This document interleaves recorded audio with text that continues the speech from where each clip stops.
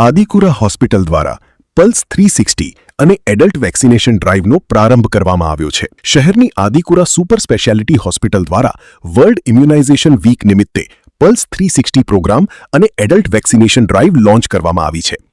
આ પહેલનો મુખ્ય ઉદ્દેશ્ય કોર્પોરેટ કર્મચારીઓમાં નિવારક સ્વાસ્થ્ય સંભાળ પ્રિવેન્ટિવ હેલ્થકેર પ્રત્યે જાગૃતિ લાવવાનો છે.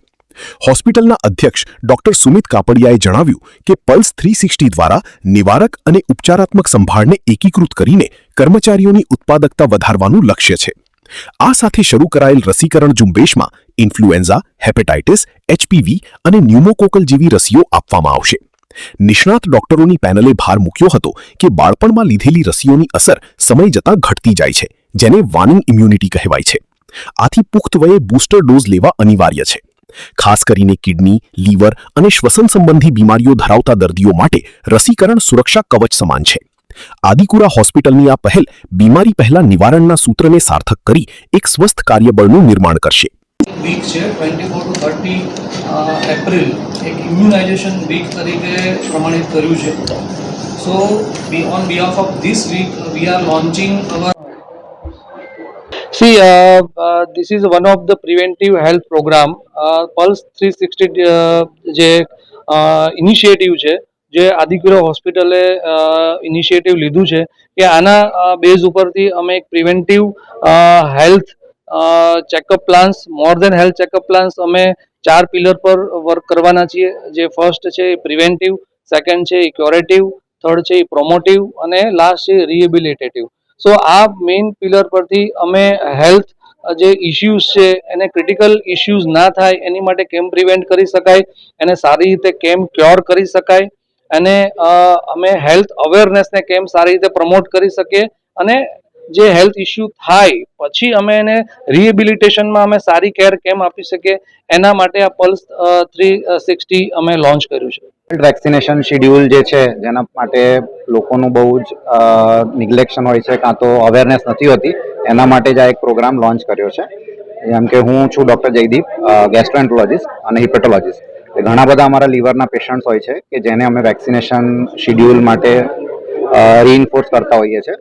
એ એડલ્ટ વેક્સિન હોય, જેને ક્રોનિક લીવર ડિઝીઝ હોય કાં તો ક્રોનિક ઇન્ફ્લેમેટરી બોવેલ ડિઝીઝ હોય જેમ કે અલ્સરેટિવ કોલાઇટિસ કે ક્રોન્સ ડિઝીઝ, એ બધાને જ હિપેટાઇટિસ એ, ઈ, બી, પછી ટાઇફોઇડ છે, ઘણા બધા લાઈવ વેક્સિનેશન્સ છે, કાં તો પછી શિંગરેક્સ છે અને ન્યુમોકોકલ ઇન્ફ્લુએન્ઝા વેક્સિન્સ માટે અમે પ્રોત્સાહિત કરતા હોઈએ છીએ. એટલે આગળ જતાં એમને જીવલેણ બીમારીથી અમે બચાવી શકીએ અને માઇલ્ડ ઇન્ફેક્શન સાથે જ એમની ટ્રીટમેન્ટ થઈ શકે. 360 લોન્ચ કરવામાં આવ્યો છે, શું વિશેષ છે? પલ્સ 360 એ એક એવું પ્રોગ્રામ છે કે જે તમારા હેલ્થ કન્સર્ન અને તમારા પ્રિવેન્ટિવ આસ્પેક્ટ ઉપર ફોકસ કરી રહ્યો છે. સ્ટાર્ટિંગ ફ્રોમ ઇમ્યુનાઇઝેશન શેડ્યુલ, તમારા હાર્ટ, લંગ અને બધાના પ્રિવેન્ટિવ આસ્પેક્ટમાં સૌથી વધારે હેલ્પ કરે છે. ખાલી ઇમ્યુનાઇઝેશન પર નથી ફોકસ, પણ બધી જ બાબત પર ફોકસ છે. દાખલા તરીકે CPR ટ્રેનિંગ અને બીજા બધા લંગ અને હાર્ટ રિલેટેડ ડિઝીઝના પ્રિવેન્શન કઈ રીતે કરી શકાય એના માટે પર ફોકસ કરશું.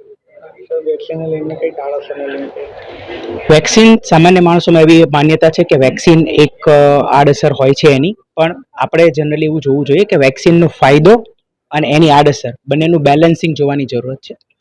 વેક્સિનના ફાયદા ઘણા બધા છે, બહુ જ મિનિમમ સાઇડ ઇફેક્ટ છે. પ્રોપરલી એને એનાલાઇસિસ કરીને જ્યારે વેક્સિન લેવામાં આવે છે ત્યારે વેક્સિન વધારે તકલીફ નથી કરી શકતી હોતી. એટલે એવી માન્યતા ખોટી છે કે વેક્સિન હંમેશા પ્રોબ્લેમ ક્રિએટ કરે છે. એના ફાયદા બહુ વધારે છે. સો એક મિથ કાઢી નાખવી જોઈએ. 360 પલ્સ એક અમે લોકોએ જે પ્લાન કર્યો છે એ યુનિવર્સલ ઇમ્યુનાઇઝેશન શેડ્યુલ પ્લાન કરેલો છે. આ એટલા માટે પ્લાન કરેલો છે કે ઘણી મિસકન્સેપ્ટ છે અથવા તો પબ્લિકમાં અવેરનેસ નથી. યુઝ્યુઅલી પબ્લિકને એવું જ હોય છે કે જે વેક્સિન છે એ ચિલ્ડ્રન જે બાળકો માટે હોય છે, પણ એ વસ્તુ હકીકત નથી. એ 18 વર્ષ ઉપરના એડલ્ટ્સ માટે અને એલ્ડરલી પેશન્ટ માટે બી હોય છે કે જેને વારે વારે થતા ઇન્ફેક્શન જેમ કે ફ્લૂ છે, ન્યુમોનિયા છે, હિપેટાઇટિસ છે, એનાથી બચી શકાય એના માટેનું એક અવેરનેસ પ્લાન છે. અને સાથે સાથે અમે આવા જે દર્દીઓને એક વેક્સિન બી આપવાના છીએ, જેના માટે અમે ડેડિકેટેડ એક વેક્સિન સેન્ટર હશે અને જેના માટે એક વેક્સિનેશન સ્ટાફ, મેડિકલ ઓફિસર અને નર્સિંગ હશે અને એ લોકોને અમે આખું શેડ્યુલ આપીશું. એના માટેનો એક અવેરનેસ પ્લાન છે. વેક્સિન છે કયા વર્ષ સુધી લે છે?